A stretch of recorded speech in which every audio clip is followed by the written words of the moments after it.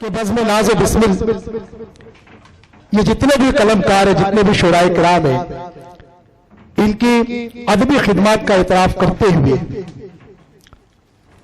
इनकी पिजराई करने के लिए खलीलुर रहमान आज़मी अवार्ड इसे सरफराज किया जाएगा। तो आइए मैं सबसे पहले गुजारिश करता हूं हमारे मेहमान आली वकार जो कि वकील भी है पेशे से, मोहतरम जावेद अंसारी साहब, चार्टर्ड अकाउंटेंट साहब, आप बराए करम तशरीफ लाए।